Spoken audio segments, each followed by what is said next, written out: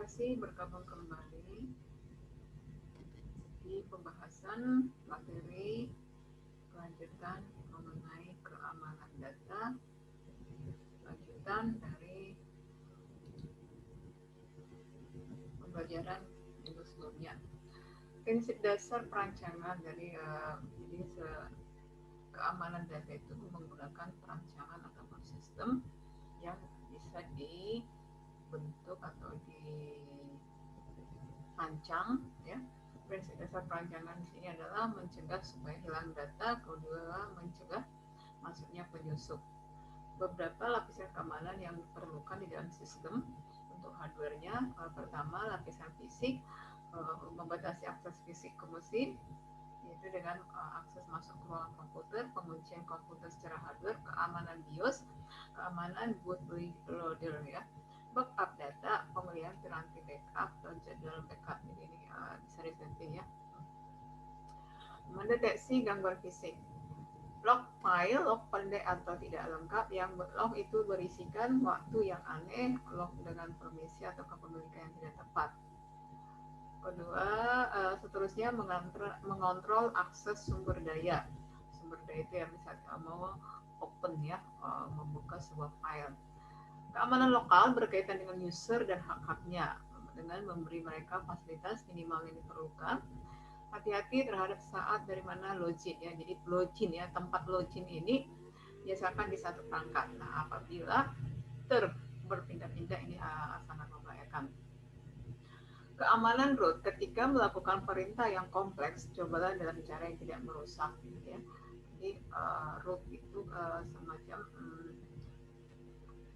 menggunakan bombing dengan melakukan ini, dia contohnya rm fallback, isi fallback ini diatur di sistemnya.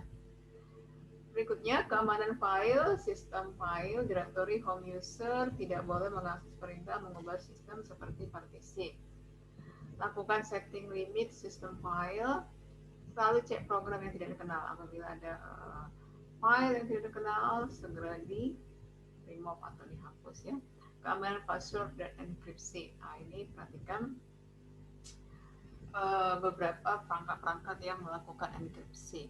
Keamanan kernel, selalu update kernel sistem operasi. Keamanan jaringan, waspadai paket sniper yang menyadap port Ethernet, ya. Di situ ada perangkat lagi dibuat untuk menyadap. Lakukan prosedur mengecek integritas data. Jadi secara berkala lakukan pengaturan setting untuk keamanan dari perangkat secara fisiknya, hardware-nya, ya.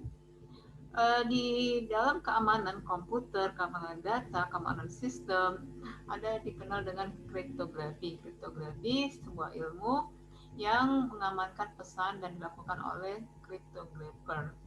Jadi data dengan segala jenis data, apakah itu berbentuk gambar ataupun data berbentuk set karakter, itu bisa dilakukan pengamanan, ya, pesan. Ini contohnya di sini plain text, nanti di mata kuliah yang khusus ini dipelajari proses enkripsi dengan menjadi deskripsi bagaimana mengubah plain text ke chipters dan kemudian ke plain text. Kriptografi memenuhi kebutuhan umum, contohnya kerahasiaan, confidentiality, dengan melakukan enkripsi penyandian. Jadi ada penyandian yang dilakukan oleh sistemnya. Keuntungan integrity atas data-data pembayaran dengan fungsi hash atau arah. Jaminan atas identitas dan keabsahan authenticity.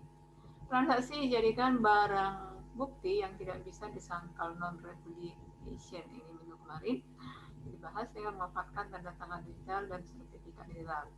Bila diperhatikan sistem komputer itu ada itu tanda tangan digital, sertifikat digital, ya. Bahkan untuk penggunaan software yang memang legal itu ada sertifikatnya, ya. Jenis penyerangan pada protokol itu sistem, ada chipters only attack, penyerangan seorang kriptanalis memiliki cryptext dari sejumlah pesan, seluruhnya telah dienkripsi menggunakan algoritma yang sama. Non plain text attack, dalam tipe penyerangan ini kriptanalis memiliki akses tidak hanya ke cipher text tapi juga memiliki plain text, ya. Choosing plain text attack, penyerangan dengan cryptanalysis tidak hanya memiliki akses atas cheaper text-nya, namun juga plain text-nya. Ada tips, chosen plain text attack, penyerangan merupakan suatu kondisi yang melakukan tidak hanya dapat memilih plain text-nya juga dienkripsi, namun juga bisa memodifikasi pilihan berdasarkan hasil enkripsi sebelumnya. Beberapa solusi yang diberikan untuk enkripsi yang sekarang lebih modern ya. Pertama, menggunakan data encryption standar (DS), ini merupakan algoritma. Advanced Encryption Standard (AES), ini juga Digital Certificate Server (DCS). Perhatikan, kalau kamu perhatikan settingan-settingan dari sistem operasinya, itu akan ada digital certificate servernya. Kemudian diberikan solusi IP security, IPsec ya, enkripsi public private key, dirancang oleh Cisco System. Ini IP security-nya berapa? Ini juga mungkin pernah kamu perhatikan, ada IP security-nya.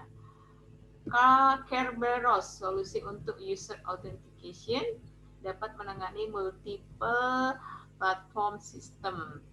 Point-to-point tunneling protokol PPTP, layer 2 tunneling protokol LGTP ini dirancang si Microsoft.